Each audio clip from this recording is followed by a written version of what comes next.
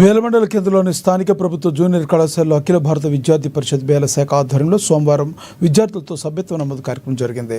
ఈ కార్యక్రమానికి జిల్లా కన్వీనర్ కమిటీ సభ్యులతో కలిసి విద్యార్థులు సభ్యత్వ నమోదు చేపట్టారు. ప్రతి విద్యార్థి జాతీయ భావం కలిగి ఉండాలని, సమస్యల పరిష్కారానికి ఏబీవీపీ నిరంతరం కృషి చేస్తుందని ఏబీవీపీ జిల్లా కన్వీనర్ నిఖిల్ తెలిపారు. జ్ఞానం, శీలం, ఏకత అనే 3 అంశాలతో విద్యార్థులను ఏబీవీపీ నిర్మిస్తుందని, దేశభక్తిని పెంపొందిస్తుందని తెలిపారు.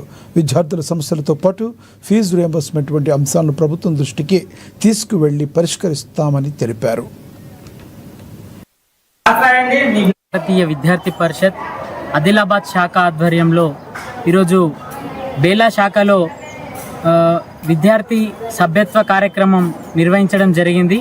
దీనికి విద్యార్థులచే ఏబీవీపీ గురించి విన్నవిస్తూ, ఏబీవీపీ విద్యార్థులపై ఏ విధంగా పోరాడుతుంది అనే విషయాలు విద్యార్థులకు చెప్తూ విద్యార్థులతో సభ్యత్వ కార్యక్రమం ఈరోజు బేలా గౌట్ జూనియర్ కళాశాలలో నిర్వహించడం జరిగింది.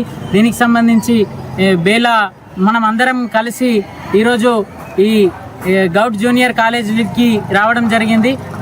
దీనిపై విద్యార్థుల స్పందన చాలా బాగుంది. ఏమంటే 8,300 కోట్ల స్కాలర్షిప్ పెండింగ్ ఉంది.